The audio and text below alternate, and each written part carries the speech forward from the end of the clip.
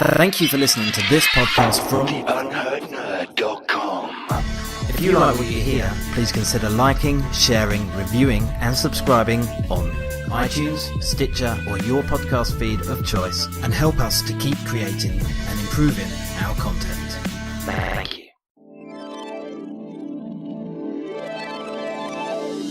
More dodgy than Henry Cavill's non-moustache in the Justice League. This is an all-new podcast from the UnheardNerd.com. It's not really new. It's kind of everything that we failed at before, and we're trying to do it again. So for the UnheardNerd.com, my name is Will, and as always, I am joined by John. How are you, John? I'm good, Will. How are you? I'm okay. I've got to be honest. It's been sad times as we had to bury Betamax and Laserdisc at the podcast graveyard. It went the way of the other shows that we did, whose names I can't even remember. I can't even remember what we called it. Was it the Unheard Nerd movie podcast at one point? That was the original name, wasn't it? Yeah, something similar to that. Yeah. So we're not sure what the show's going to be called yet, but it'll be a surprise when it comes out. But this is an all new, slightly new, relaxed format show where we're not specifically going to focus on movies as we started off doing, or then movies and TV as we then did.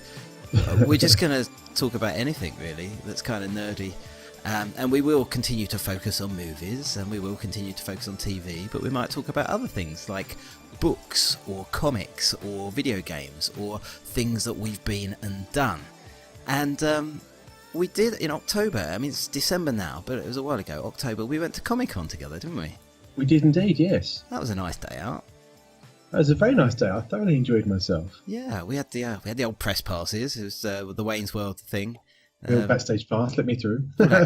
All access. And we got to see the guys from Red Dwarf in a press conference. That was kind of cool. That was, yeah. Everyone except Lister. Craig Charles. He wasn't there. Yeah, he wasn't there. But Holly, the female Holly, was there, and Danny John Jules. Danny John Jules. Yeah, it was a very weird press conference, wasn't it? It wasn't like they had anything to say at all. No, it's more of a chance for people to ask questions, really. Yeah, a bit of reminiscing. And admittedly, we did turn up. We missed the first 10, 15 minutes because us late. I mean, who would have thought? No, it wasn't our fault, was it? It was some. No, we were told to go to this location at this time. When we got there, we were like, "When's Red Dwarf starting?" And they're like, "Oh, you should have gone ages ago." Oh, thanks. yeah. And then some guy showed us the way and took us to the south end of the huge complex when actually it was in the north end. So good job. We got told off on the way in. It's like, be quiet, it's already started. All right, we didn't know. It's not our fault. So we were late. But that was fun, and we got to see the first episode of that TV Future Man. series. Yes, Future Man. Thanks for remembering because I didn't.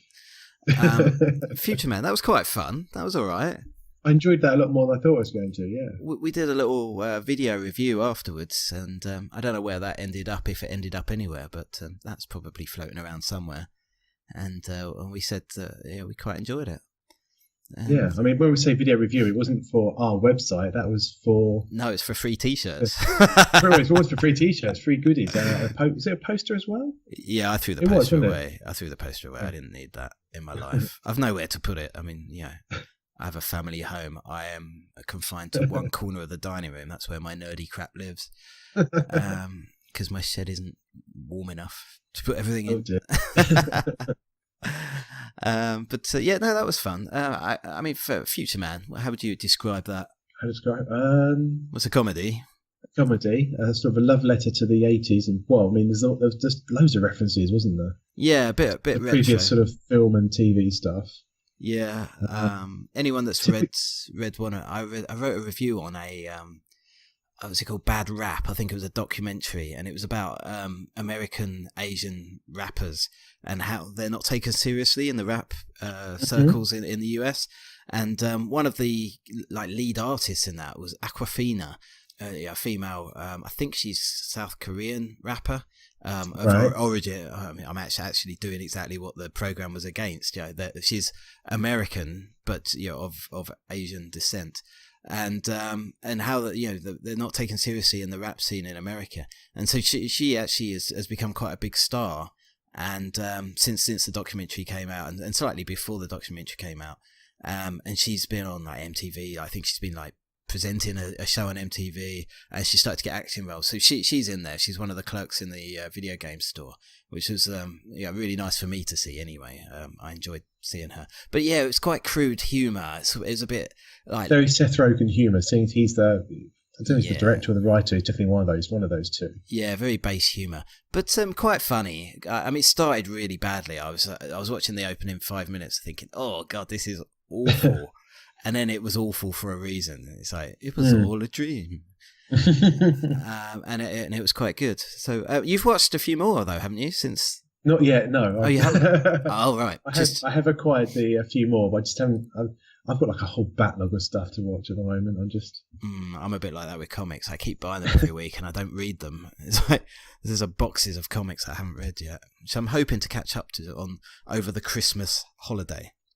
I have 10 days off work and nice. Nothing really to do other than sit at home, get fat, and get fat really, and hopefully read comics and watch football. So that should be fun. What else did we see at Comic-Con? We saw loads of stuff. I mean, we walked the floor. They had a big Marvel presence there. Huge Marvel presence. Yeah, all the costumes from Thor Ragnarok and Black Panther. Yeah, they were cool. There was lots of sort of life-size models of characters. There were lots of cosplayers. There was this one guy dressed as Spider-Man who came up to me and was like, "Can you take photos of me?" It's like, yeah. And I took photos on my camera of him. I was like, yeah. Is that it? He didn't actually want me to send them to him. I guess just wanted everyone to take photos of him. So I did that. And it was a good day. It was really, really quite tiring, but good day. I enjoyed it. Oh, yeah, there was the Justice League thing as well, wasn't there? You got to drive that RC or Wi-Fi Batmobile. Radio controlled Batmobile, which didn't work very well. I think the Wi-Fi in the building was just a bit shit, and it was struggling. It was, yes. It was. It's like you had to be at a certain time to get I don't know what the prize was, I've forgotten, but the Wi-Fi was so poor in there. Yeah. You're trying to steer the car and it just goes straight ahead and hits the wall. It's like, I think the Wi-Fi was under such, it's being taxed. There was literally like tens of thousands of people trying to access it, I expect, and it just couldn't cope, which is a shame because you'd think a convention centre, they have big events in there all the time. Maybe not quite as big as Comic-Con all the time, but you'd think they'd have better Wi-Fi that could cope with that. But that was it was a bit of a downer. But you got a cool bag and you got some goodies out of that, didn't you? Yeah, I got I don't know which Comic Con it's from. I've definitely seen it in San Diego Comic Con video. It's like a huge, great Gotham themed bag with 2 straps, so you can wear it like a backpack. And, nice bag. There were some photo booths. I went in the photo booth, I think, while you were driving the car. And it was like one that puts you in the poster with the Justice League, like CGI, amazing stuff. And I put my email address in, and it never arrived. But I never got it. That's a shame. The good news is I managed to get another one because I went to another Justice League event in town in London, and it was a ticket only thing in Southampton Row, which is what's it called? Holborn, London. Mm-hmm. And they had it was one of the sets from Justice League. It's like a medical college, I think. And I got these tickets. It was like you couldn't buy them. They were free tickets. Luckily, I work very near there, so I went up one lunchtime and went and had a look around. And they had costumes from the Justice League movie. They had real parts of the set, like props and stuff.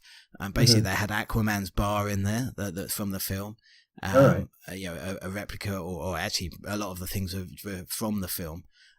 Lots of the stuff that you see Wonder Woman when she's not being Wonder Woman when she's studying or whatever, and they actually filmed in that building, and in the film Gotham Police Station was also filmed in that building as well. So they had all the stuff in there anyway, so they put it all out to sea, and you could walk around, and they had like Henry Cavill's glasses as Clark Kent in there, and they had Batman's suit and some light boxes from the film, and the Flash and Cyborg. They had Star Labs was there set up, and it was quite cool. It didn't take long to go around. But they did have the photo booth there again, so I got it done. It was shit. Yeah. Came out really badly. I'm not that bothered, to be honest. But I haven't seen the Justice League movie. Have you seen it? No, not yet. Not in desperate rush to see it. Doesn't look good. It doesn't sound like the reviews are very good. But I did finally get around to watching Wonder Woman, and I was a bit disappointed. I don't know how you felt about the film. You've seen Wonder Woman? I have, yes. I was enjoying it all the way until the end of the final act, where it became a typical superhero versus end of game boss fight. It was a bit. It was very formulaic, wasn't it? And I know there's like a written story. There's the lore. There's the canon or whatever. I don't know, but it really was like everything building up to a big battle with a final boss and. I was expecting this like feminist triumph, but it wasn't. It was just Gal Gadot, who is lovely still. I've always been in love with her, ever since she was announced as Wonder Woman. But Gal Gadot looking amazing, but wearing next to nothing, and the whole plot revolves around her falling in love with a man, going off and doing something stupid as a result, and then fighting some baddies, and it was just a bit. Meh. Not at all what I was expecting, given the great reviews that it's had. And we'll come on to another film later on that's had fantastic reviews and has divided fans in Star Wars The Last Jedi. But we're going to save that. We're going to save that for a little bit, because I think we're going to go on about that for a little while. And I think we might have slightly differing opinions on some of it. So more of that to come. But what else have you watched since last time, John? This is a recurring feature from the old Betamax and Laserdisc. It is. Have you been watching any of the new TV series, Punisher or anything like that? No, I have to admit, I've essentially given up on Marvel TV. There's just too much of it. There is a lot, isn't there? And also, I think that I watched Daredevil. With the Mrs. watched as well. We both loved Daredevil season 1. Mm-hmm. I watched Daredevil season 2. I found that a lot harder to get through. It wasn't as good. I didn't find it as good as the first season. And I tried watching Jessica Jones and managed 5 episodes. I was going, this is quite slow and boring. And that's when I I'm sod it. I can't be bothered anymore. It's too much. Because he had was it Luke Cage and Iron Fist. And the Defenders. And there's the Defenders, and now there's a season of Punisher, and it's like, I don't have all this free time. Well, there is a lot to take in. Are you still watching Agents of S.H.I.E.L.D. as well? No, we haven't gone back to that since it's sort of summer. No, what was it? Christmas break last year. So I've got half the end of season 4 to watch yet, and season 5's come back on. So it's like.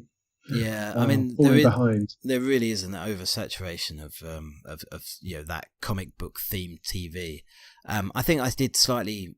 I got slightly further than you. I watched all of. I really enjoyed Daredevil season 1 and 2. I quite liked Jessica Jones. I thought it got going a lot more towards the end of the season, so it might be worth a revisit. As the Kilgrave character really becomes more prominent as an antagonist in that. Yeah. That got a little bit more tense. I watched most of Luke Cage, and I do intend to go back and finish it. But then Iron Fist came out, and I didn't. I watched 1 episode, and I didn't like it right from the beginning. So I thought I can't be bothered to waste time. But at the same time, I kind of wanted to watch it so that I was ready for the Defenders. Yeah. Which I don't think I don't think I've watched any of that.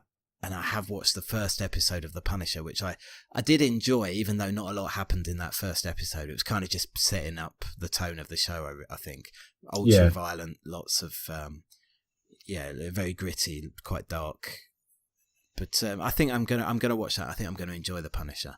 It seems more of my kind of show, a lot darker. But as you know, I gave up on Agents of S.H.I.E.L.D. a long time ago. Gotham, I am about a season behind, I think. And we're behind on that as well. We've only watched like the first few of season 4, and I don't know why. Is that the current season? I think 4 is the current one, yeah, where he's okay. Bruce is kind of an almost Batman. He's running around with like a balaclava on. Yeah, it's like So it feels Batman like, beta. yeah, beta Batman, like that. Photo Batman. So it feels like, I mean, how much longer are they going to keep going? Because if they're already sort of pushing him towards the, sort of being the Batman at this point, Mm. how long to go before, I don't know. Well, I suppose there's a whole spin-off from when he disappears and travels the world and finds himself. Yeah. I guess that there's that tangent they can go on. But I mean, when we heard that Gotham was coming out all those years ago, that we always expected that the whole. I mean, I'm sure I predicted that the whole thing will be a build-up, and right at the end he'll go, "I'm the Batman," and then you start a new movie franchise or something. I don't know, but I don't know. I do still enjoy Gotham. It's very silly fun, isn't it? It doesn't take itself seriously. Exactly. I mean, the way it looks kind of serious, but the plots and the acting isn't serious at all. And it's kind of a nice balance. It's accessible. You could miss episodes and still keep up with what's going on. Oh yeah. But I mean, the Flash, I fell so far behind because he's so fucking fast. Hey. Hey. Thank you. Yeah, still the same old jokes. Jokes don't get any better. It's just the show changes name occasionally. But I fell fallen behind on that. I was enjoying it, but I think at this point it's got a bit more complicated. There's a lot more characters involved, and I kind of like it when it's simple. When it's just not too much, not too many different subplots going on, different character arcs and all this. I kind of like it a little bit more, a little bit more focused on one character maybe. But I don't know. I will try and watch some of that at some point. I don't know what's going on sort of that side of superheroes, if that quite makes sense. But I keep seeing my news feed, all these new characters keep being introduced all the time. It's like, oh, here's this one's going to appear on Flash, and you got the superheroes of tomorrow or something, and you've got Arrow, and it just seems to be this whole massive sort of massive TV universe going on. Yeah, and you got all the crossovers. You got Supergirl crossing over with Arrow and Flash and I mean, isn't there Constantine coming back into some of them or something? Yeah, Constantine has been in, I think, Legends of Tomorrow, and oh God knows, I don't know. It does seem quite complicated, and obviously I never watched Arrow, so I don't know what's going on in that whole side of things. So when there's a crossover, it's like, I don't know what's going on. I don't understand. It's too mumuch for me. I'm old now. I wear slippers. So, yeah, I'm wearing my slippers now, John, in my armchair. I mean, awesome. I'm not joking. I'm 40 now.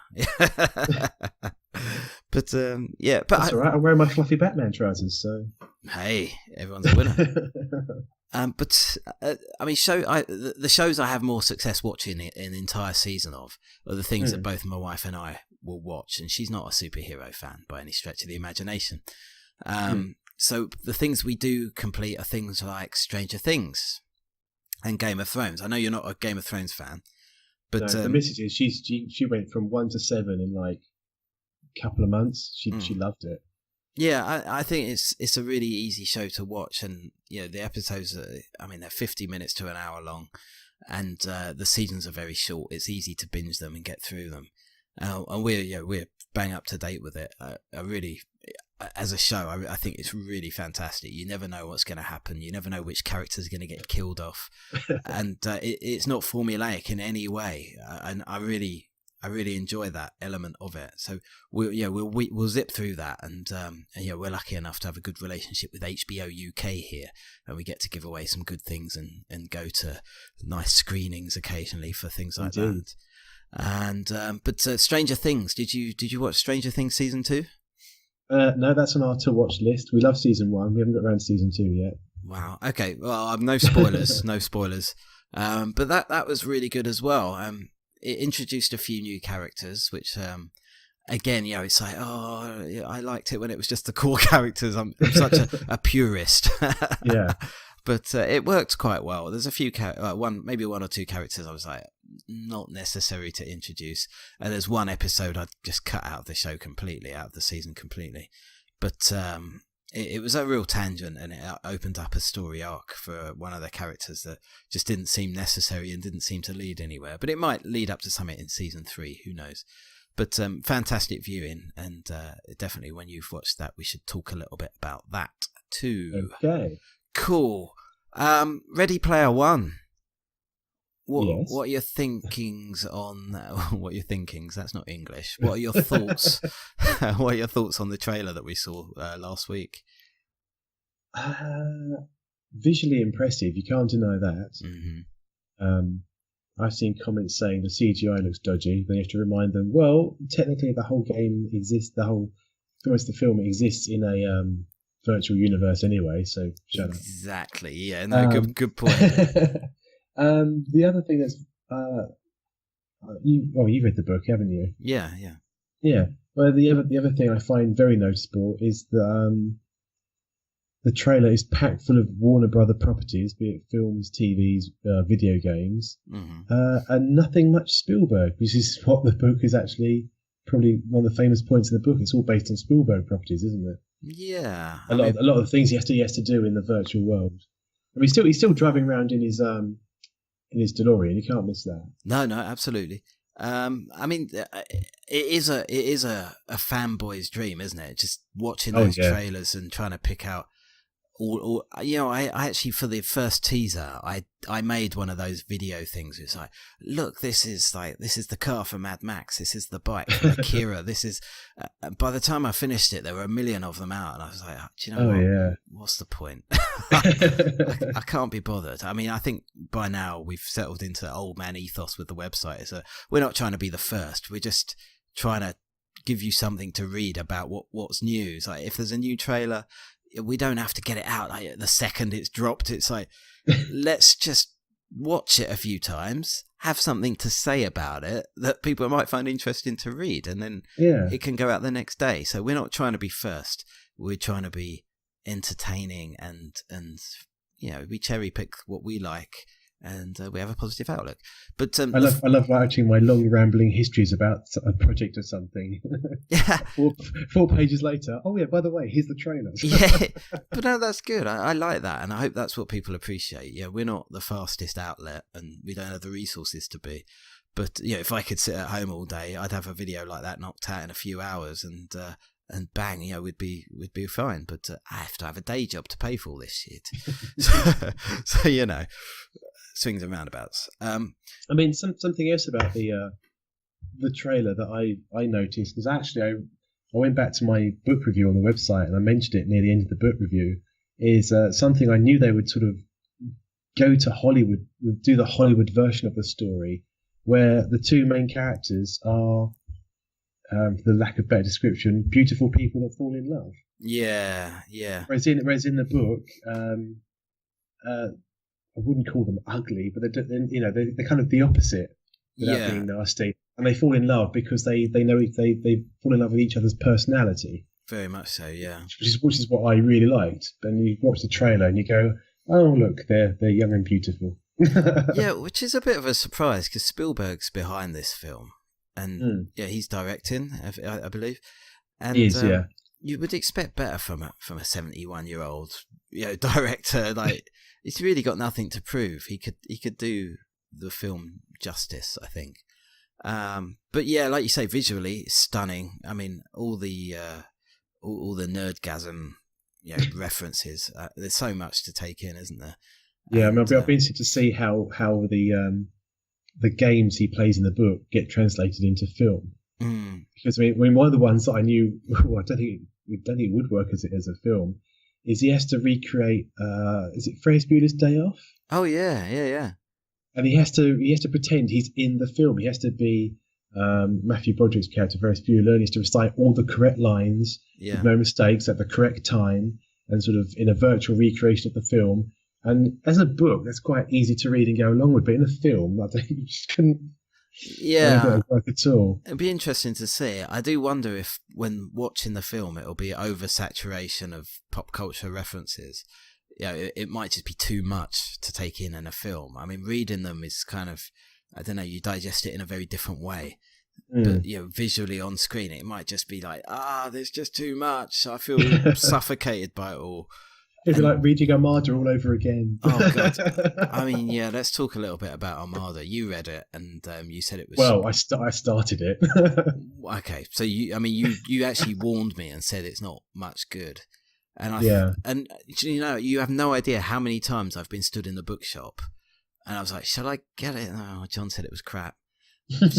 And I mean, probably 7 or 8 times, because I've been on a real reading thing this year.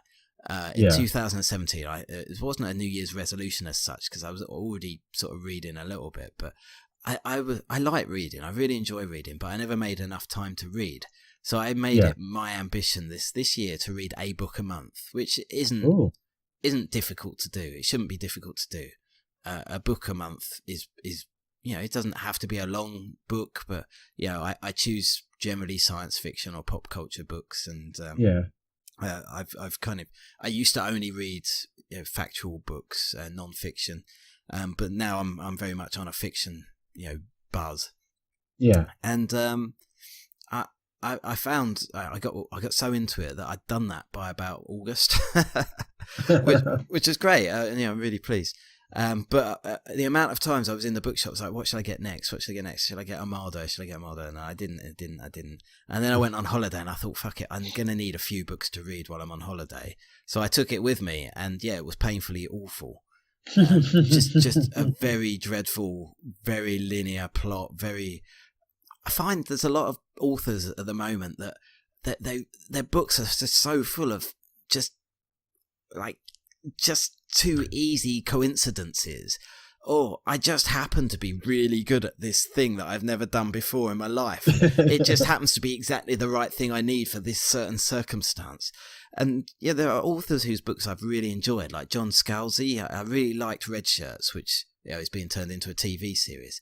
But I went back and read his Old Man Wars, the first book in that series, and it's just.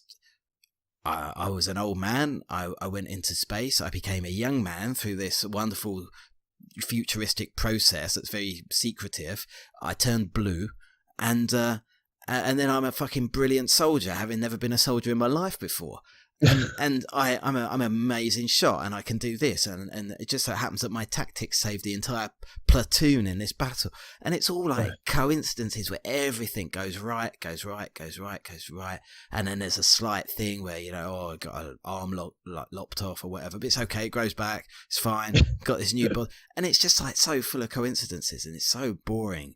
And then you read Cory Doctorow's books, and he, I like a lot of his stuff. It's quite young adult books, but a lot of that is like lots of coincidences. Things just happen to go this way. I happen to be in the right place at the right time.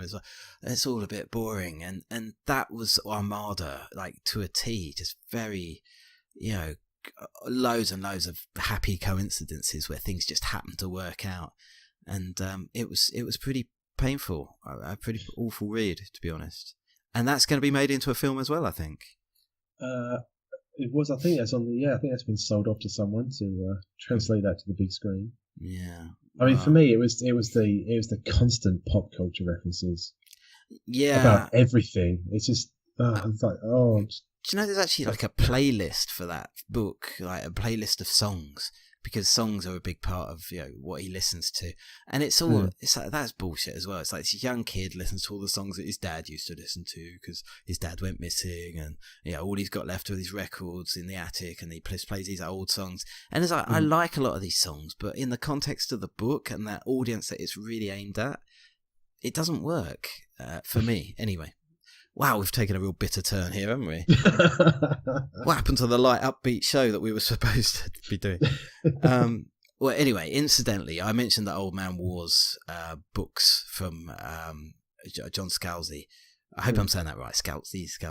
I don't know how you say it, but they've been optioned by Netflix to turn them into TV shows, I think, or a series.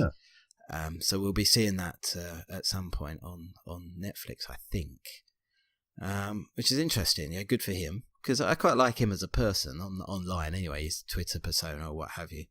Yeah. And like I said, I did enjoy Red Shirts a lot. I thought that was a really fun book. But some of the other books not so good.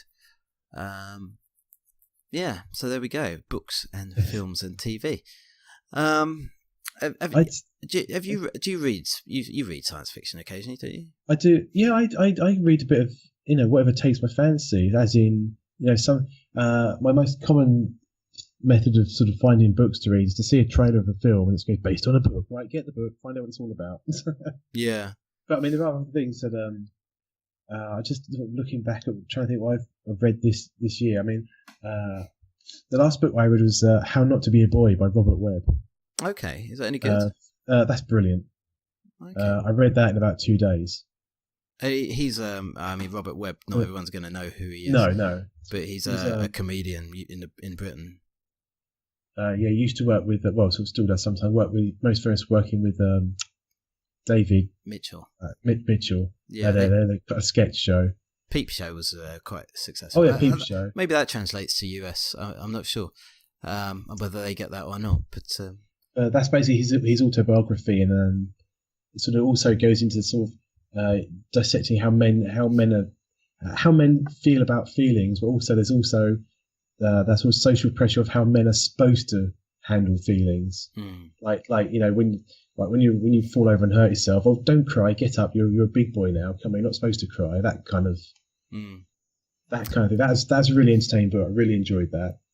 That's quite funny. I mean, there's a fellow I work with who says, and I believe him very much so. Like he's quite he's a manly man. He's a man's man kind of thing. Yeah. But he says every time his daughter cries, he cries.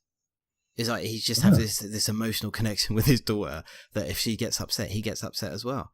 It's like, wow, that's really interesting. Sort of a bit of a tangent, I know, but that's right.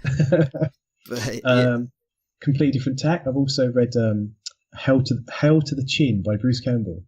Okay. Which is a follow-on from Confessions of a B-movie Actor, which was his first autobiography. Hell to the Chin is the second one, just directly follows on. It's basically what he gets up to in his life, all the bad movies he's worked on, and when he's had to go film in Europe in strange European towns with military police that have to be bribed to let them film, and all sorts of things he gets up to. That's another really entertaining read. I recommend that one. Sped through that one in a couple of days. Well, there's a series of books I discovered this year in my reading binge, and they're by Anne Leckie, and it's called the Imperial Raj. That's really hard to say. Trilogy, and they are called Ancillary. Let's see if I can get them in the right order. Ancillary Justice, Ancillary Sword, and Ancillary Mercy. And then the latest one is Provenance, which is in the same universe but different characters. But the first trilogy and the first book in particular, Ancillary Justice, is absolutely stunning. It's just world building, amazing scope, huge science fiction stories that just take you through different worlds and you just don't know what's going to happen, and it's all through the eyes of like an ancillary soldier. So it was a soldier who was part of a hive mind, a collective, under the control of the leader of the Rajchai Empire.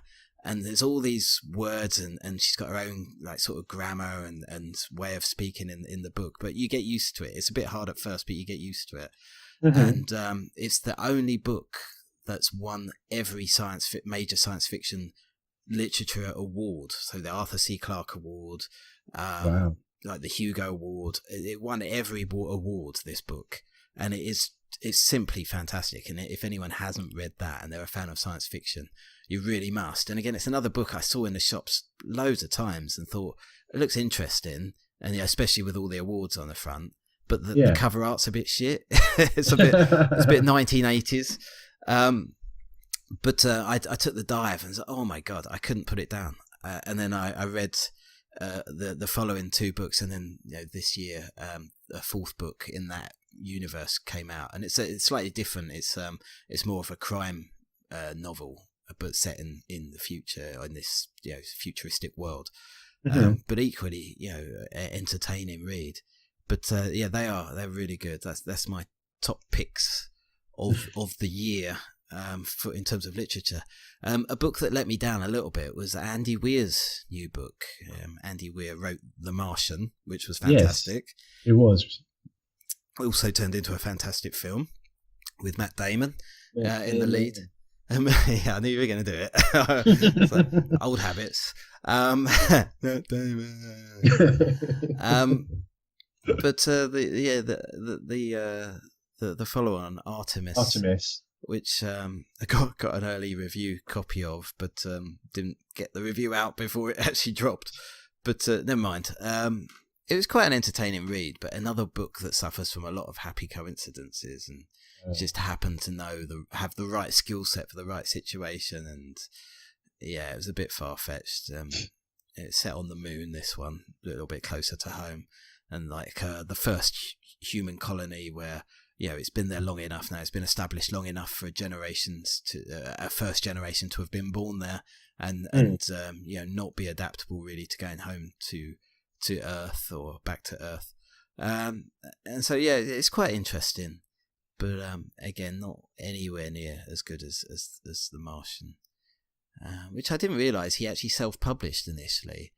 And, it used to be out there for free, I think, originally. Yeah, and it picked up a lot of traction, and then it was republished by, I can't remember the publisher, but another Harper maybe, publishers. Anyway, a big publisher got hold of it and distributed it, and obviously it became a huge success and a fantastic book. I really enjoyed that one.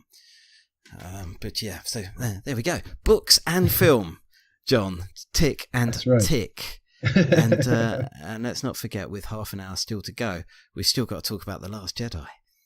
We do. What else? You've been playing video games. Oh, GameCube games, have you not?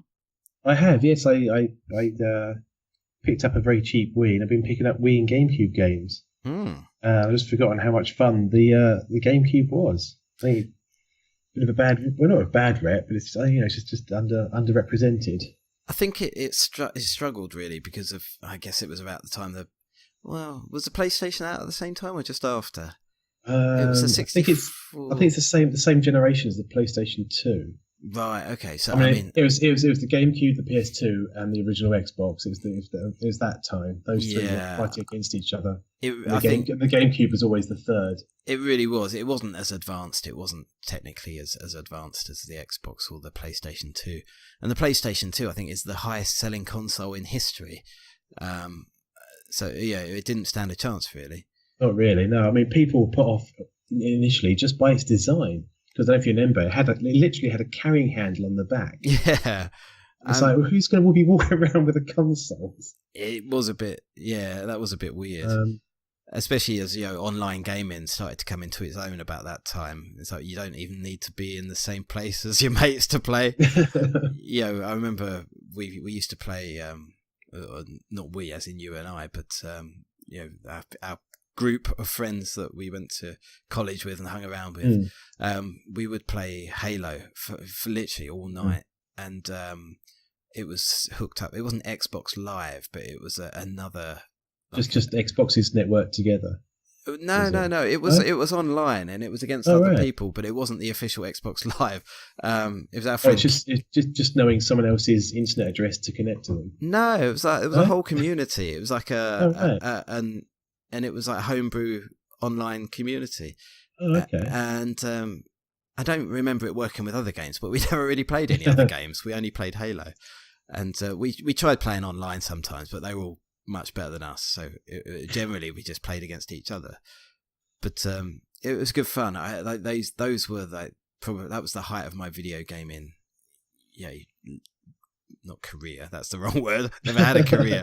But my life as a gamer, like Halo probably, and to a lesser extent Halo 2 was the height. That's when I was playing it the most. It was literally every weekend we're like, fuck yeah, let's order pizza, get some beers and play Halo all night. And it was like it would start Friday night and we'd be playing all weekend. Through to 2 or 3 in the morning. It's just like, come on, one more game, come on. It's like, I'm tired. No, come on, one more game. The GameCube really struggled against those. But I have a Retro Pi and I've got a few games on there but maybe I should start discovering some GameCube games. What would you recommend? Well, I love Rogue Squadron and Rogue Squadron 2. I think they still look fantastic now. Okay. Just flying around in. Well, Rogue Squadron is mostly about flying spaceships, and Rogue Squadron 2 they tried to break out by having these on foot sections where you're actually controlling a character running around, and they're a little bit iffy. Burnout 2, that's an awesome racing game. Yeah. I'm just literally going to publish a review after this podcast for Prince of Persia: The Sands of Time. Oh yeah. Which was a fantastic 3D platformer. They made a film of Prince of Persia, didn't they? They did, and I watched that recently. I'm planning to try and review that as well, so you can have the game and the film based on that game. Interesting. Starring Jake Gyllenhaal and oh, happy coincidence! It's Jake Gyllenhaal, however the fuck you say it. It's his birthday today. Hey, happy birthday, Jake. Yeah, on the day that we recorded. I'll, of course, Instagram that later because people, for some reason, love fucking celebrity birthdays. Who would have known? I know. We get more likes. You can spend a day writing a 1,000-word review on anything. You'll get more likes for Jake Gyllenhaal's birthday. I guarantee it. People who don't follow us, people who don't like us, don't care about us, will like that post because they like Jake Gyllenhaal. 8 people like this birthday post. Oh, how many people saw my review post? 2 people looked at this. Oh, right. No. More people look at it, honestly. The stats on the WordPress don't necessarily correlate. I think it's just the Facebook stats are pretty useless, aren't they? Well, I don't promote Facebook. I'm not a fan. Don't blame you. If they stopped, if they stopped limiting our distribution on our Facebook fan page, then I might give it more time, but fuck it. We reach maybe 30% of the people that actually subscribe to receive our fucking posts, unless we pay $5 a post to reach everybody. And I just cannot afford that. So, Facebook. Yeah, so, I mean, we're obviously many more followers on Twitter than we have on Facebook. God, it's like 6 times as many, 5 times as many. I don't know, something like that. Hi, followers. Yeah. Yes. Oh, I think this is a perfect time to say hello, MC Jeffy Jeff yes, Hunter, because it's actually his fault that we're back. he's like, God damn it, I enjoy it, and as long as one person's enjoying it, that's good enough for us. We'll continue to do it. But no, big ups to MC Hunter, Jeffy Jeff. Yeah, he's always there for us, and he's not always there for us, but occasionally he's there for us. He pops up and he tweets, and it's good to know that he still listens and likes what we do. So pleased to hear that. And I know there's a few other people that listen that just don't communicate with us, which is fine. We're happy with that. But thanks ever so much for listening. I am attempting to revive the podcast output from the Unheard Nerd. .com because I'm paying for the hosting. It really doesn't seem much point paying for it if we're not using it. So we should do that. I pay the installments every month. God damn it. You did some interviews recently, didn't you? I did. I interviewed Brzezowski. He's from Portland, Maine, and he's a really nice person. His music's quite scary, but actually to talk to, he's a nice person. The thing is, I kind of ran out of people to interview that I didn't know really well. And so now I'm in scary territory where I have to interview people I don't know, and I might not know as much about as It's easy being a fanboy and interviewing someone because you know everything they're talking about and you can ask the right questions. And to interview people you don't know a lot about and to be honest about that, it can be edgy. I mean, for an example, I was listening to a show I did a little while ago just to get back into the flow of things, and there's a guy called Mark with a C. And he's kind of does sort of folky, like it's more like not comedy. It's observational folk music, and there's a slight nerdy tinge to it. And he is very much a nerdy person, heavily involved with Nerdy FM and nerdy.fm. You should check that out if you like nerd music. It's like 24-hour streams, it's like nerdy radio. And so I was straight out with him. It's like I haven't really been a big fan of your music. And from the beginning of the show, you can tell he's like, well, why the fuck am I talking to you? Why? You don't really listen to my music. What on earth are we going to talk about? And then I think we kind of turned it around. It was like, eventually I got to the point where it was like, okay, I haven't listened to a lot of new music, but I discovered you about a year ago, and you've turned me on to other, guitar-led nerdy bands, and so you've become a bit of a catalyst for me.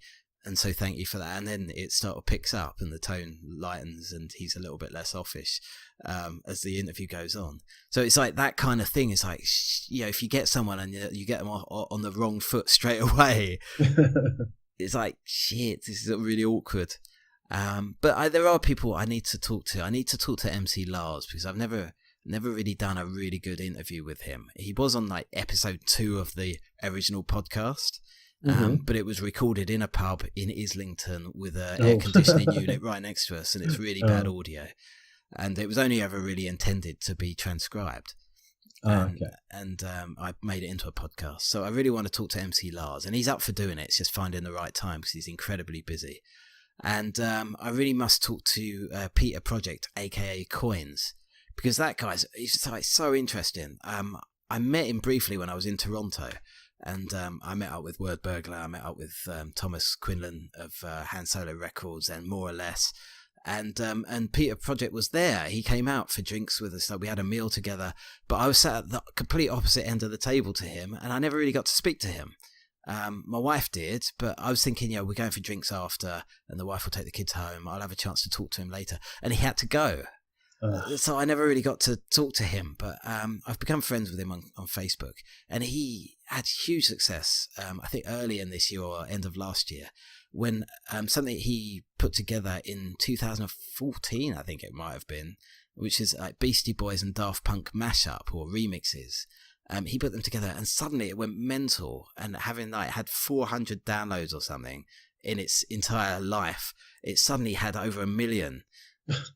Because it got picked up by Esquire and Variety and a lot of these big outlets online, and people started downloading it so much it was costing him money to distribute this free mixtape because he wasn't making any money for it, he wasn't charging for it, so he had to stop the downloads because it was costing him money. He had to keep increasing the amount of storage that he had on Bandcamp so that people could download it. But it went mental for him, and so I started to find out a bit more about him. And he does music for Winona Earp, like the TV program, and he's got this mad studio, and he's been working with Tom Green, the comedian from Freddy Got Fingered. Do you remember that film? Yeah. So lots of interesting things to talk about with him. So I'd really, really want to get Peter Project on the show. So that would be really cool. Oh, we totally went off on another tangent there, John. Sorry about that. That's all right. It's okay. We've got lots to talk about. We haven't talked for ages. Okay, so we've done video games. Check. That's quite nerdy. We've done convention. Check. We did movies. We did TV. Check. And we did books. Comics. You don't really read comics, do you? Occasionally. I was reading the Back to the Future series until recently. Okay, well, that's interesting. Yeah. I collected all the single issues of that for a long, long time, and all the sub ones as well, like the Doc Brown series, and then Citizen Brown, yeah. So I have the whole series of that, but it got to a point where I was just like, I'm just not really enjoying it anymore, and I'm kind of reading it because I feel obliged to, rather than because I'm enjoying it. So it was sounds familiar. Yeah, so it was enjoyable up to a point, and then I found the first definitely the planned first 4-issue series, the first 4 issues I found really interesting because they were sort of I think some of them were what if stories, what if this happened, what if that happened, and also some of the other ones were just little stories that kind of filled in parts of the film you didn't see, or to try to help explain away some of the things that happened in the film. I like those little stories and the way those first 4 issues work, but then they just got long-running stories now that have just got them jumping all over different places in time, and there's an issue with tens of Martys around, all from different alternate universes, all picking on the main Marty, and well, this is I don't know. It's just crazy now. I think it's a little bit a victim of its own success because it was only ever supposed to be a micro series, and then it was really popular and it became a monthly I think, or bi-weekly. I can't remember. I mean, but it came, and the pressure to keep writing and churning out the stories, I think, becomes a little bit much, and it just became a little bit less enjoyable. I agree with you completely. I enjoyed the initial first series and the earlier storylines, but I gave up on it. I'm so as a huge Back to the Future fan, it's just like I don't have to read this because I love the films. I'm not, Yeah, exactly. There's no one standing over me saying, you love the films, read these. Exactly. I mean, there's a few series that I'm persisting with that I probably should give up now. I mean, Poe Dameron Star Wars series. I mean, I'm not even sure why I chose the Poe Dameron one. I should have just gone with the main Star Wars comic, the main title, and which I'm told is very good. I'm persisting in reading Daredevil, but I quite like that. And then there's a few. I mean, there have been series that have come and gone that I've really enjoyed. Like Tokyo Ghost was fantastic, ultra violent, modern, futuristic, but very graphic. That was really enjoyable. There was a series called Beauty, which started off really well. It's a really nice premise where suddenly beauty became a sexually transmitted infection, and you could sleep with someone and wake up the next day like just beautiful, and people were doing this, and for months it was fine. It was like loads of beautiful people. There was a lot of people that thought that was a wrong thing to do. There were like violent protests against it and what have you. And then all of a sudden, the people infected with beauty started to die in a horrible way. And it's like all of a sudden it becomes like an investigation. It's like, why are these people dying, and how are we going to cure beauty effectively and save the people that have been infected with this disease? And it was really good. And then they completely changed the way that the stories were. It stopped being like a continuous series of story, and then it suddenly become like micro series of particular characters and their own story within like the context of it, and it just different artists, different story, like different writers, and that became a little bit less interesting for me as well. But I like there's Drifter, which is a sci-fi thing. I haven't a clue what happened in all like the 20 episodes that or series issues that I've read. I don't have a clue what's going on, but I really enjoy it, kind of because of that. But there's a lot. But what I'm building up to, what I'm getting to, is the Silver Surfer series. I've always been a fan of Silver Surfer. Silver Surfer's always been my favourite Marvel character since I was a kid. It's really the first Marvel character I fell in love with. I had an annual which was Hulk versus the Silver Surfer, and most kids sort of go for the Hulk and would like. I love the Silver Surfer. I just really fell in love with that character, and I love the moroseness of the character. But what they did with this series, and it was drawn by, I'm gonna get the wrong one now, but one of the Aldred's siblings, Mike Aldred, I can't remember which one, and written by Dan Slott, and they turned it into like a Doctor Who companion thing. It's like Silver Surfer with a companion. Traveling around the universe, and it was all very much in a Jack Kirby style, which I know a lot of people enjoy, but it just made it really childish for me, to the point where actually my 10-year-old daughter enjoys it more than I do. Bizarre. So I hated that series, but I got them all because the kids enjoyed them. Yeah. Now, this is my problem, John. Okay. Disney recently acquired 20th Century Fox, a lot of 20th Century Fox properties, right? They did, if that deal is still to go through. If it's still to go through, as it stands, it seems that that's going to happen. Which I think there are some governmental people over there that want it investigated as well. They're not sure it's I guess fair takeover. Mergers and monopolies, it's a bit, up in the air. But indeed, carry on. Sorry. but essentially, if that deal goes through, they acquire then the rights to the X-Men films, and the Fantastic Four films. If I'm correct, I believe I'm correct. I thought I read somewhere that actually Fox might have paid someone else to use them, but it doesn't matter. Potentially, I guess Disney have got them. Yeah. Okay. I know that's the big thing that the fans were going mad for when that news broke. Well, part of the Fantastic Four universe, as we saw with the Rise of the Silver Surfer film, which I'll never forgive them for, is obviously the Silver Surfer comes along with that license. and potentially to have that character back with Marvel could have, potentially that would be a fantastic thing. You imagine like Guardians of the Galaxy, that whole cosmic side of the Marvel Cinematic Universe, and then you introduce the Silver Surfer and Galactus. I mean, that could be an amazing film. But now my worry is that they would use the idea behind the comic book with this companion, and it would break my heart and I'd die. I mean, a little bit dramatic, maybe, but I'm worried about the prospect. I wish that comic never existed. Okay. Which, yeah, I don't know quite where that came from. That was brewing for a while, I think. Sounds like it. Anyway, we're up to nearly an hour mark, John, and we're talking about Disney. Let's talk about. Let's brace ourselves. Let's talk about another Disney property, Lucasfilm, and the most recent Star Wars film, The Last Jedi. Star Wars: The Last Jedi. Now, I mean, your review. I'll be honest, I haven't actually read the full review, but I skimmed it and I saw your final score, 4 out of 5 stars. Which I feel is very generous, John. I felt I was being generous with 3 out of 5 stars, but 4 out of 5. So I'm concluding, and I might learn how to write some code so as time goes on, that score slowly goes down, because it seems to be every day or two I seem to remember something else about the film. I think, oh yeah, that happened, didn't it? Well, no, I deliberately didn't read your interview in depth because I wanted to discuss it with you on the show today. Cool.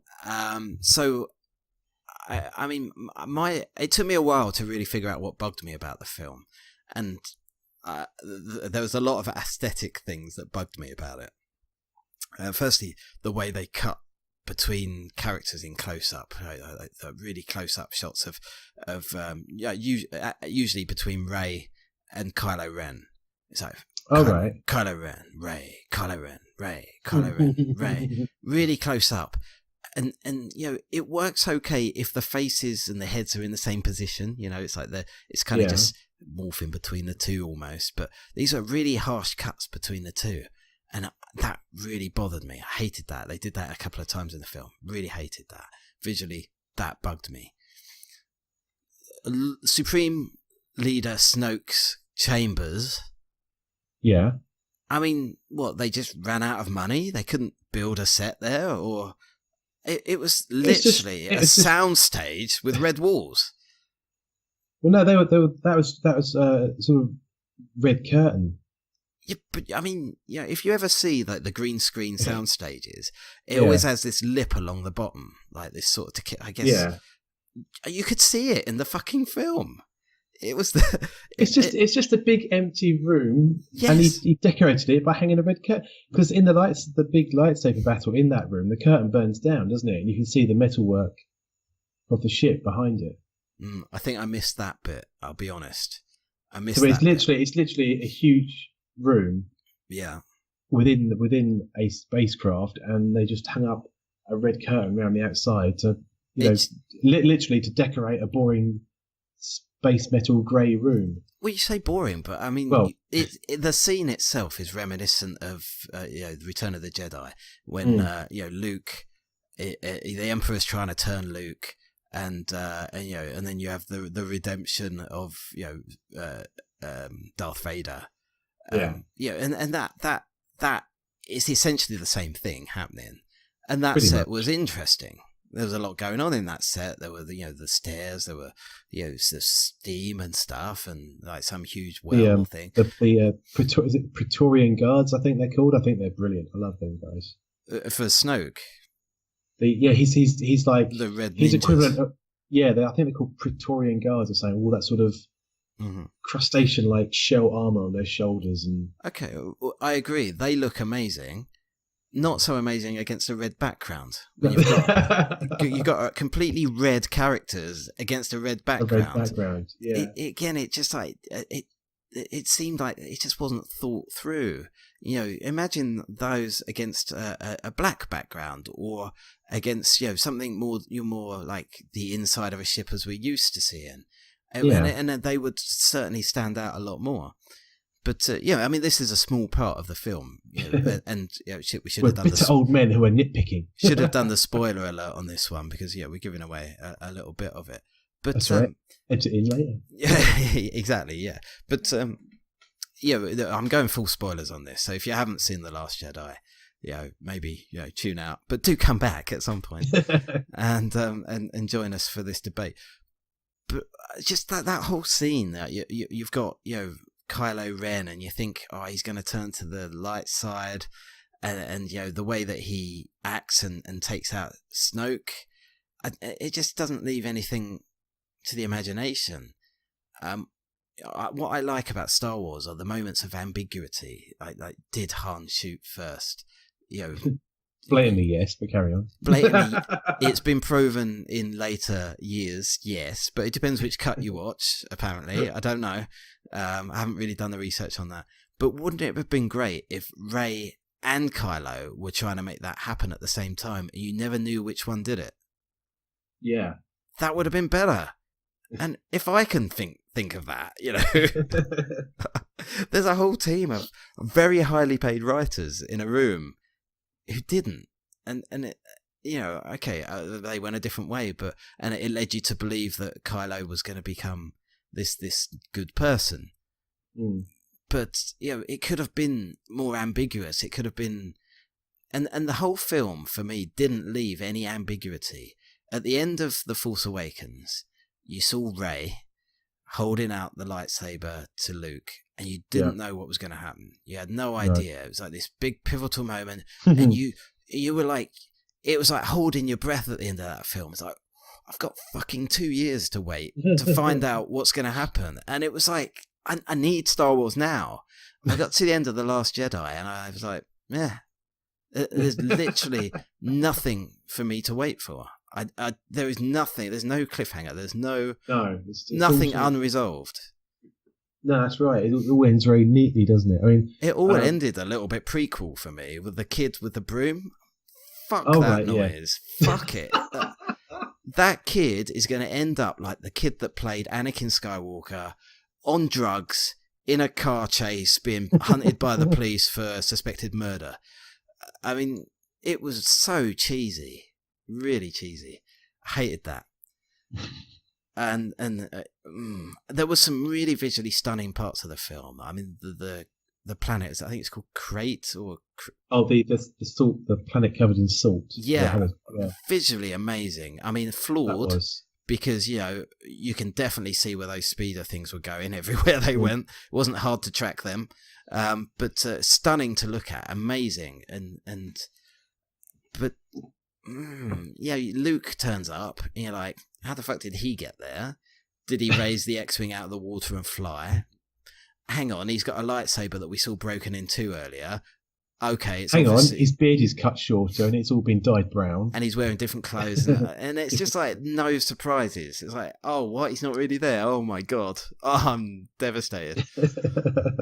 It just didn't work. But none of this really is what bothered me about it. It's the fact that, as my review says, The Force Awakens and The Force Awakens was flawed, in so much as it was really replicating beats and moments from other films. I often call it sort of a greatest hit package at times. It's very much an homage, isn't it? Yeah. But I mean, I did rewatch it only a couple of weeks ago, and I forgot how much fun it actually is. And it is fun. That's the thing. It is, and it develops these characters, and it gives them all personality, and you know where they're going. Their journey's set. Rey doesn't know who her parents are. She's got a greater destiny, but she doesn't know what it is, and she's got this. She's discovering the Force, and she doesn't understand it.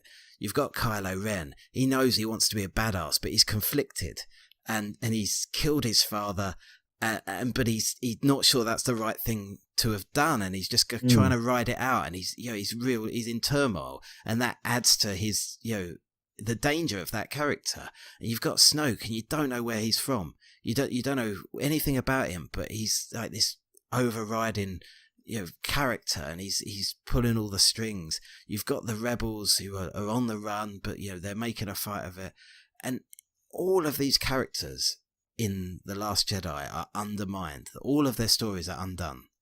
I mean, the Snoke thing didn't piss me off, but I was a bit because he's introduced. He's just a hologram in The Force Awakens. Yeah. And now in The Last Jedi, we get to see him in the flesh. Brilliant CGI work, by the way. Yeah. We get to see him in the flesh, but we don't find out anything about him. Nothing. Yeah. Nothing at all. It's just, why do you look so ugly? Why are you so powerful in the Force? Oh, we're not going to find out anyway. Okay. It's like Darth Maul all over again. Yes. We never knew enough about that character, and he was the fucking best character from the prequels. Easily. And just, chopped in half. Coincidentally. Chopped in half.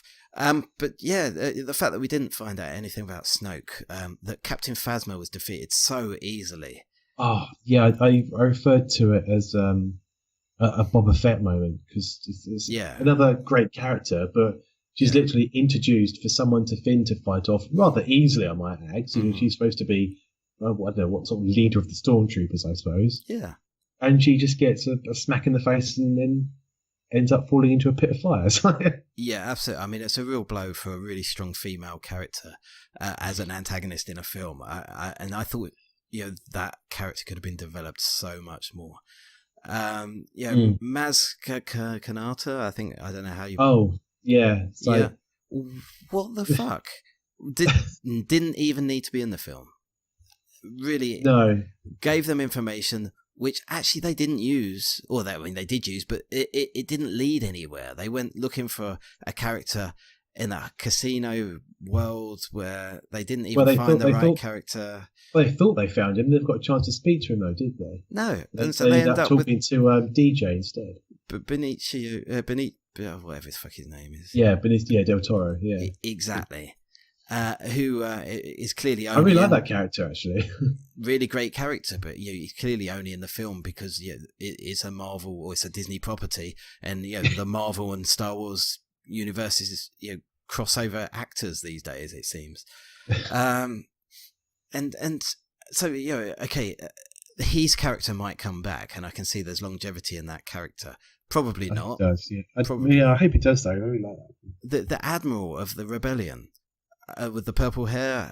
Laura Dern. Why was she even in the film? What was the point? Vice Admiral Holdo, I think it is. There was nothing that she did that couldn't have been performed by some Leia.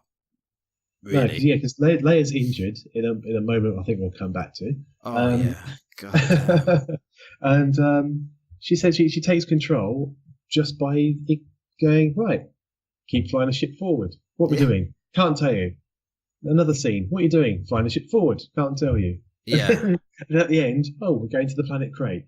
Oh, okay then. It's like, then we've got this clever plan, and it's not really that clever. And you could have just told Poe Dameron, and he would have gone, "All right, makes sense, yeah." And instead of trying to fuck things up, and then you've got everyone on the internet saying, "Well, why didn't the First Order just call up some more ships to appear in front of them?"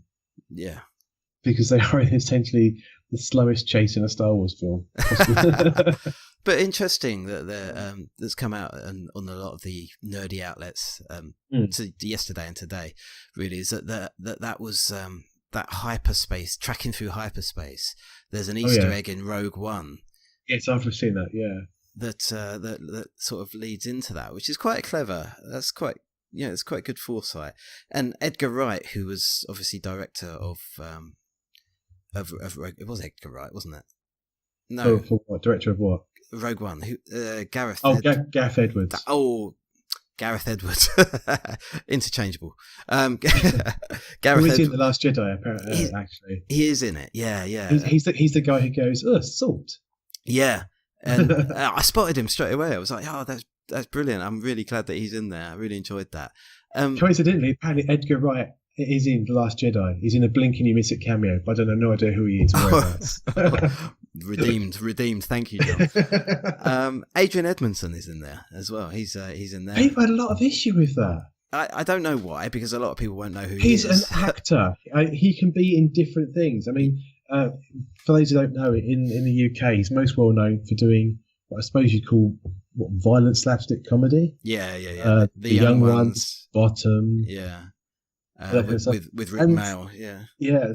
And so when people see him as a First Order officer in The Last Jedi, everyone's going, "Oh, I couldn't take it. Keep expecting him to act all stupid and go, oh, fuck off, Richie." And it's like, he's an actor. Do you know, I didn't even notice. It was one of our friends that actually messaged me.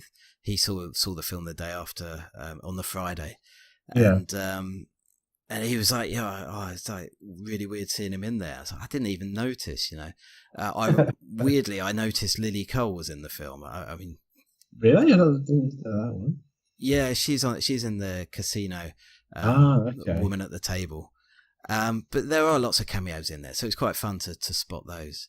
But essentially, yeah, I mean, the film really it just undid all the great work I felt that The Force Awakens built, all the character building, all the story arcs, the character development. It just all came undone.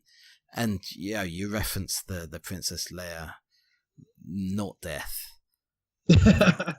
I mean, I really thought that was the moment that it's like where she's out of the trilogy, and exactly, and it would have been a fitting way to go. It's like, oh my god! But then I just can't even comprehend what happened. Like I just don't understand it. Well, she's obviously using the Force to save herself, but the big problem is, we've never known her to be that powerful in the Force that she can do that. We knew that she had a link with Luke, that they could communicate on a sort of other level. Yeah, but she's never. Yeah, like you say, she's never been shown to be powerful with the Force. I mean, maybe she's had some training in some form of comic or expanded novel thing, but people who go to the cinema don't do all that stuff as well. Yeah, and so it was just complete. I mean, I was just completely out of the blue. It's like, what's going on? that really was a moment in the cinema where I just sat back and was just like, "Fuck this film." I'm not on board. And unfortunately, that's in the first third, isn't it? It's just quite near the beginning. I'll be honest. There was a couple of times I almost fell asleep watching it in the cinema. And that shouldn't happen with Star Wars. That just shouldn't happen, because I was so hyped to go and see it beforehand. I'd avoided reviews, I'd avoided spoilers, and same. I was going in with a completely blank, sheet. I had no expectations, and I came away very, very disappointed. I woke up the next day even more disappointed, and I gave it 3 out of 5, which is generous, but because there are a lot of good parts in the film. In the individual moments. I mean, the space battle at the beginning is very good. Yes. Even the comedy, which is a lot different to any of the other Star Wars films. I did laugh. I did find a lot of it funny. Some of it I was a bit like, but I did. When Poe Dameron calls into the Star Destroyer at the beginning, I'm like, oh yeah. I wasn't. I was like, okay, I'm going to go with it, but this is really early in the film for this kind of humor. And I think they're definitely pandering to a younger audience. Yeah, and it's okay. I mean, there has to be a transition. Yeah, I mean, you can't deny. I mean, previous Star Wars films have had their humorous moments, but for me, The Last Jedi, it just feels like there's too many humorous moments. Yeah, I mean, I'll admit I laughed at pretty much all of them. Yeah. Then the next day when I got up, I started thinking back about what I watched. I think one thing I didn't laugh at was Luke milking an alien. Yeah. Why was that there? Blue milk. That's where the blue milk comes from. It looks green to me. Maybe the cinema projection was off. Well, I don't know. I mean, I think it. Maybe that little alien shoving loads of coins into BB-8 because he thinks he's a gambling machine. Ridiculous. Which wasn't too bad until he then spits them back out at some guards to using them as knock them over. Let's think. didn't mind the caretakers of the island. Yeah, those things that look like Victorian chambermaids. Is that how I describe them? BB-8 hot wiring that Scout Walker. Oh, yeah, no, that. I mean, again, I don't mind BB-8 hot wiring a Scout Walker to use the weapons and save people, but then when it's pegging it across the deck of the ship, I'm like, do they run that fast? It's like. It was a little bit Chewbacca in Return of the Jedi, wasn't it? Was Chewbacca in this film? There's a good point. Was Chewbacca in the film? Apparently, he had no interest in seeing a friend he hadn't seen for a long time, who'd been very close to and gone through numerous scrapes with. No, he's going to fucking cook a porg at the Millennium Falcon, while for another comedic moment, or really, that's a bit shit. While Rey goes off and talks to a complete stranger. It's like, if anyone can convince Luke Skywalker to come back, perhaps it's Chewie. No. Well, they do. I think they say sort of hello when he first turns up, don't they? Yeah, but it looks like. But then the other thing Chewie does is then fly the Falcon fantastically, like he always does, at the end. Yeah. Another brilliant sequence. Yeah. Apart from that, he's basically not in it, is he? Pretty much not in it. Yeah. But I don't know. There were some really good moments in it. I left the film thinking Rian Johnson, the director, has never seen Star Wars before. And it scares the hell out of me that he's been charged with creating an entirely new trilogy. And perhaps for that one they can actually lay down some groundwork and bloody stick to it. Well, maybe, but I mean, there was a lot. As much as there was, elements of the original Star Wars, and there were elements, that were reminiscent of old Star Wars. And even, continuing what happened in The Force Awakens. I mean, like we say, the Salt Planet looked great. The spaceships and the craft look amazing. Some of the First Order ships look a bit too bulky now. They're not really in keeping with the aesthetic that we're used to. But again, there's development. There's got to be, it's got to move on. And but as much as there's that, there seemed to be a real emphasis on trying to make it tie in with the prequel, like the aesthetic of the prequels as well, and especially with the kids, like the bit with the kids are not good at acting.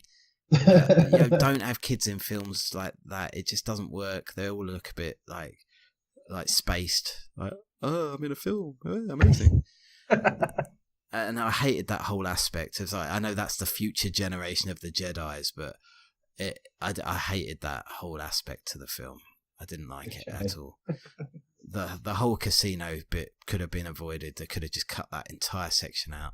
Not necessary. It's literally there. It's there for something for Finn to do, basically, isn't it? I mean, yeah, essentially, and so I guess to develop the relationship between him and Rose. Yeah, but it didn't need. I mean, it was a lovely moment when she kissed him after saving him. That was a really good moment on the another sucker punch. Yeah, but oh my god, they're going to kill him off already in film number 2. Oh no, they're not. It's another example of like taking the ambiguity out of it, because you always wondered, like, would Finn and Rey get together? There was a chemistry there. It was like, sort of, would there be romance? Would they? Wouldn't they? And by introducing a love interest for Finn, again, it takes that ambiguity out of the film and out of that relationship. And that's another. It's another just element. It really felt like The Last Jedi stripped away all these elements of, like, would they, wouldn't they? Is this going to happen? Isn't that going to happen? What's her history? What's this? What's that? And it just, like, it left you at the end with, like, I don't care anymore. I just don't care about anything anymore. There's nothing there that's got my interest. Like, okay, I kind of know that Kylo Ren's a wrong'un, and he's not going to do well. And we can see that Rey obviously is keen on being good. Luke, okay, well, I don't know what the fuck's gone on with Luke. He seems to have died. He's passed over, essentially, isn't he? I suppose he might come back as a Force ghost, but apart from that, he's gone. Well, I guess I'm concerned. I mean, I presume that's what's going to happen. Obviously, we saw Yoda as a Force ghost. That was an honest surprise. I was not expecting that at all. And again, it didn't really necessary, but okay, I go with it. I go with it. I don't mind. It didn't bother me that much, but it was just a bit. It's just very meh. Like Luke sort of disintegrates, and I don't know. I was very disappointed by it. But anyway, I guess we've got the young Han Solo, or Solo as it's called, to look forward to, haven't we? Yeah, I was actually thinking about this the last few days. I'm guessing obviously they haven't started any promotional material because it will distract people from The Last Jedi, which obviously what they want to focus on at the moment. So I guess it'll be worth going back and looking at when the Rogue One stuff started to kick in, and I'm guessing it's probably about March time that they'll start promoting it. Well, I think the thing is, Rogue One came out in just sort of December, didn't it? It did, yes. So it's a whole year on. From Han Solo is supposed to be coming out in May. May? Is it really? Pretty sure it's May. Yes. Oh, I'll be surprised if they don't put that back. But I don't know for sure. Let's double check IMDb. See, I honestly thought that they would put out The Last Jedi in May, because that would coincide with the 40th anniversary of the original release of Star Wars: A New Hope, 26th of May 1977, just 2 days before I was born. 25th of May. 25th of May. 25th of May, 2018. Solo, a Star Wars story. Okay, that would be a day short of the 41st anniversary. Strange. I mean, why would they do that though? I mean, it seems bizarre that every other film in the recent modern era have been December releases, and that works really well. So, Christmas, you got the Christmas audiences. People are off over Christmas; they'll go and see the films. I'm going to take my daughters to go and see it over Christmas. So I'm going to go back for a second time and just weep into my popcorn. But or really enjoy it, and maybe you'll have another review from me. It's like 5 out of 5. This film is brilliant. Loved so it. Wrong. Yeah, Adrian Edmondson is my favourite. But I don't know. That seems weird. That seems very strange that they would do that. I mean, I'm sure in the past something was due to come out in a May time, and they went, no, we'll push it to December. Well, I think this... It might have been Rogue One, I'm not sure. Maybe, yeah. Well, they did have to do a lot of reshoots for Rogue One, didn't they? Yeah, well, the thing is, Solo's been essentially, well, not reshot, but most of it's been redone, isn't it? Because they changed directors. I'm not sure, to be honest. I didn't know that. You don't know that? I didn't know. The two guys, I get their names wrong. Can't remember their names, so I won't say it and ruin it. The two guys who directed... No, the two directors for the Lego movie. Oh, okay, right. Were hired to do the Solo film, mm-hmm. And at some point, they haven't actually said. Obviously, they won't say the reasons why. Several months into shooting, they parted ways with Lucasfilm. They said it's not working, so they decided to go separate ways. They brought in Ron Howard to finish it off. Oh, of course they did. Yeah, But essentially, he's guessed the percentage, but he did a lot of shooting for several. Just weird numbers flying around. It's mostly a Ron Howard movie now, more than it is the other two guys' movie. Right. And it's coming out in May. I don't know, everything, the time schedule seems quite compressed. It does, doesn't it? Yeah. But still, I'm looking forward to it. I'm not saying it's going to be bad. Yeah, I mean... Yeah, you got Donald Glover as a young Lando. I think he'll do quite well. I enjoy him as an actor. And as a rapper, even. Childish Gambino. Maybe he's going to rap in it. Maybe that was the problem. Maybe it was like, flying the Millennium Falcon is awesome. And then he raps a little bit, and maybe that's where it all went wrong, and they brought in Ron Howard. Maybe. I wonder if Ron Howard's brother's going to be in it. He's in all of his films, isn't he? It's like Clint Howard. The ugly Howard. Oh, that'd be so cruel. Well, it's true, isn't it? A lot of the characters he plays are ugly. I read a story that was it MTV Movie Awards or something, sort of not like a serious movie award, something quite sort of light like that. They did a Lifetime of Film Award or something along those lines, and they gave it to Clint Howard because he keeps appearing in all the films of his brother. But the thing is, he didn't realise they were sort of having a joking moment, and he took it seriously. So they didn't actually say anything. They went, "Yeah, it's your award. It's yours. Well done." Oh, bless.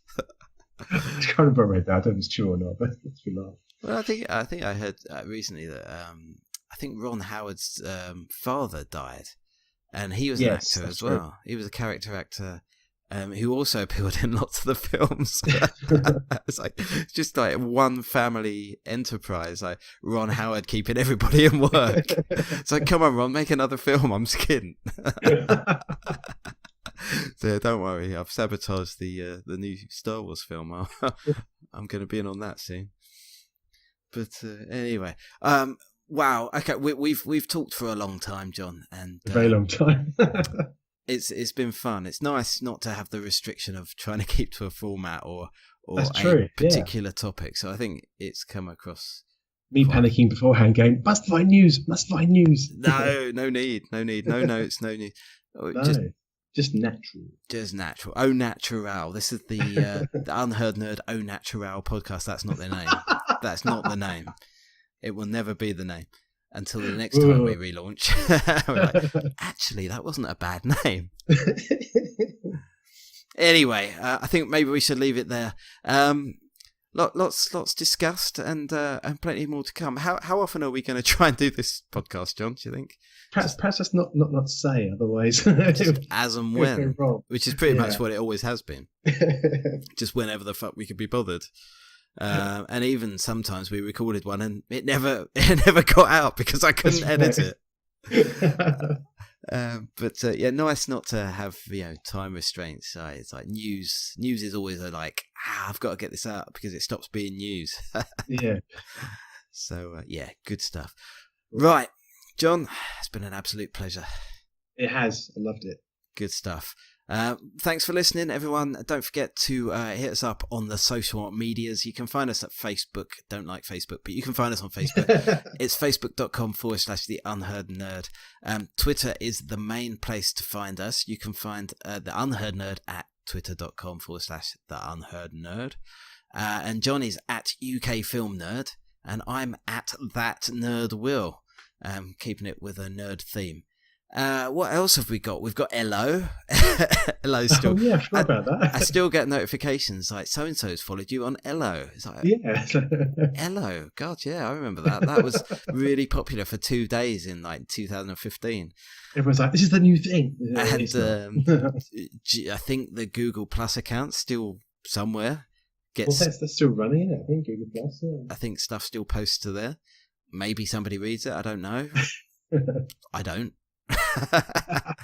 And Flipboard. I really like Flipboard, and Flipboard like us.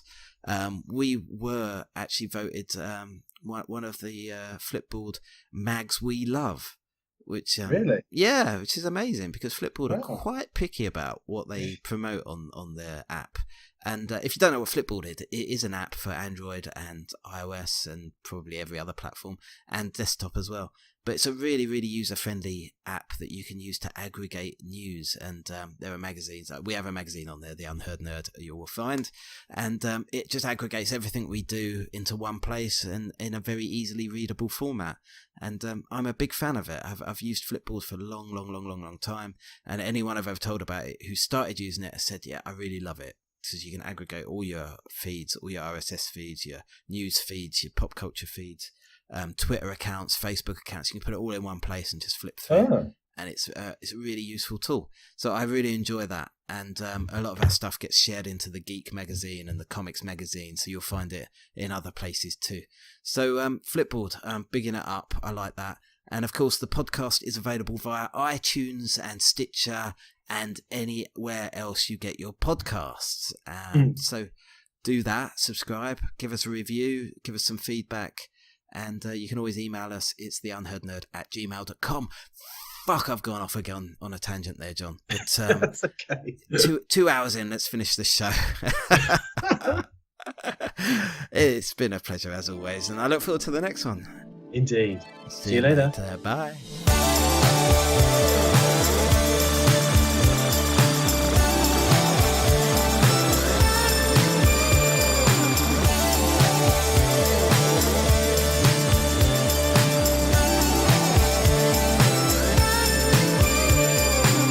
last name feelings. First name I've got so many ready for any 20-minute time slot. Throw your confetti, I'm rolling heavy on a broad walk, shining light on societal blind spots. Call the Vice Squad, call the Night's Watch on me. I'm a half black rapper, half white walker zombie. I know you never heard of Tribe One and Rocky, but you're gonna wanna have us on your iPod promptly. Went against the grain and they portrayed me as a rebel. I don't wanna change the game, I wanna play a different level.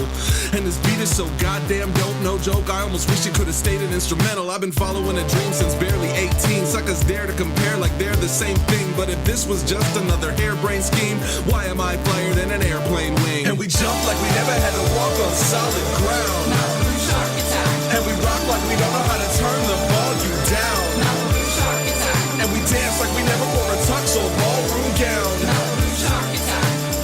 You'll know when you see us, cause we work like we didn't have an ocean between us. Born in this form, I was forged in a furnace, and I only want your support when I've earned it. So save your money till you're sure I deserve it. Until then, download it, torrent, and burn it. I'm not concerned with Grammys or clout. I'd rather hiss the galaxy and read the salmon of doubt. No friends, only fam is the chant that we shout. Trying to make the world better and our families proud. It's just a matter of time before we get to the top. On the rise like Legos and Tetris blocks, stacking real hip-hop, electric pop, Celtic rock, and anything else you got. Throw it in the melting pot for a mixture of sacred ancient artifacts, blending indie rock guitars and gnarly party raps. Yeah, we're talented, but how do you market that? Just call it Malibu Shark Attack.